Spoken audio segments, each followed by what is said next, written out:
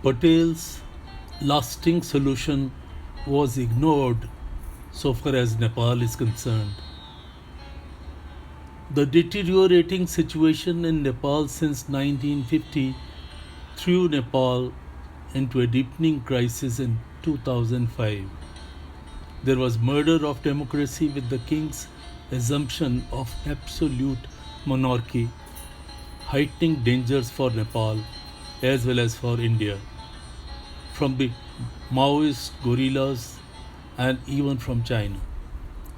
According to reports, during 2005, the monarch received from China 18 truckloads of arms and ammunition, adding anxiety and complications to India's stake in Nepal. In 1950, trouble in Nepal had forced the infant king to seek asylum in the Indian embassy in Kathmandu. He was shifted to New Delhi for security reasons.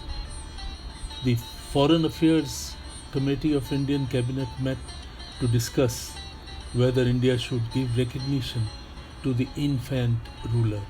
According to KPS Menon, Foreign Secretary, Nehru felt that the king's espousal of the popular cause should be taken at its face value and that he should be enabled to go back to Nepal as king. Patel differed. He strongly differed. He thought of the future and observed that Nepal is a frontier state, that stability is of paramount consideration there, and that the Ranas are in a better position to ensure stability than anyone else. Nehru's view prevailed, but Patel stood primarily for stability and Nehru for freedom, so called freedom. From Patel's point of view, such freedom under a hereditary and autocratic rule was not okay, even contradictory to socials and socialist thinking of Nehru. Patel hoped to establish people's supremacy in Nepal through the Ranas, not through the king. Being an incarnation of Lord Vishnu, nobody else could assail him, least of all remove him. Patel's support for the Ranas seemed to have been influenced by his democratic spirit that had led him to replace the princely order in India by People's Raj. Similar rule in Nepal would have brought the people of India and Nepal closer to each other, impelled by cultural and religious affinities. In such a climate of communality of relations, built on mutual interest, regards, and goodwill, Nepal might not have suffered the later day isolation and become a hotbed of world power intrigue. The two people of the same stock, faith, and language would have lived in a climate of trust and brotherhood. In 1956, the king attempted to loosen Nepal's traditional ties with India by negotiating a treaty of peace and friendship with China, also inviting the Russians and Americans to Kathmandu. Nehru was so irked over the Nepal China affair that he informed the Chinese government that a treaty of friendship with Nepal would, from India's point of view, be inopportune. They were perfectly free to go their own way, and we shall go our own way. This is what Nehru wrote. It was a surrender without confrontation or a diplomatic maneuver. During 2004, Nepal's politics had reached its nadir. With his direct rule having failed, the king found it difficult to find a prime minister to run his government. The streets of Kathmandu witnessed the spectacle of protesters shouting anti-king slogans. The picture in the countryside looked still grimmer. With Nepal in the state of turmoil, could India legally interfere to stop Nepal drifting into total chaos? Not so easily. If judged by India's earlier bad experience in Sri Lanka. Yet, since the two people are the same, one could hope that sooner or later the Nepalese themselves would rise to seek India's help to put their house in order. Looking back, in 1950, Nepal posed no problem for India. India could lord over Nepal's destiny and help shape her future as a people's democracy. But not so in 2005, after King's installation of absolute monarchy in a coup on 1st February.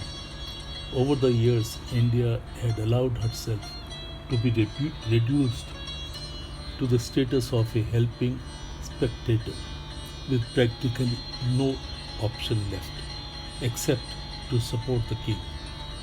India faced multiple dangers. The countryside in Nepal was not ruled by the government but was under the domination of the Maoist guerrillas.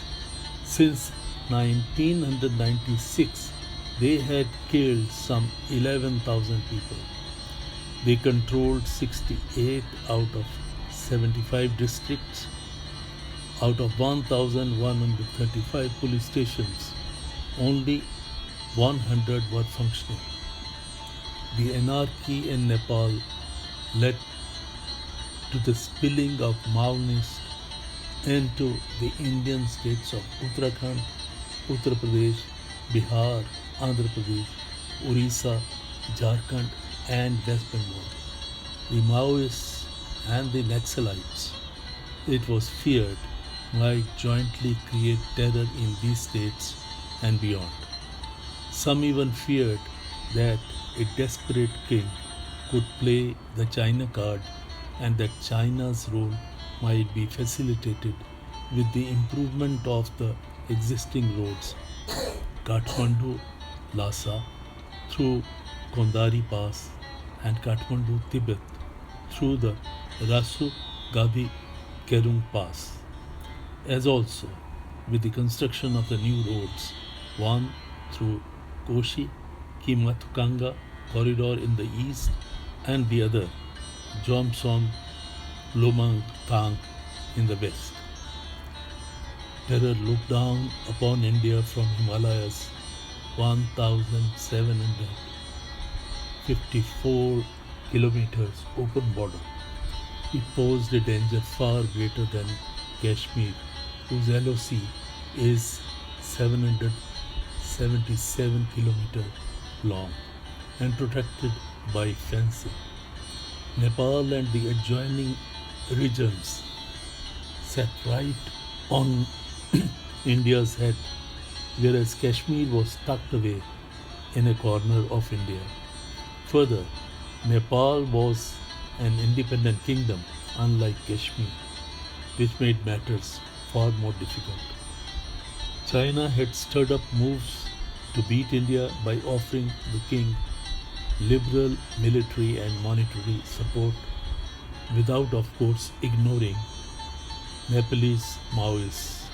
It was necessary for India to pursue carefully worked out tightrope diplomacy.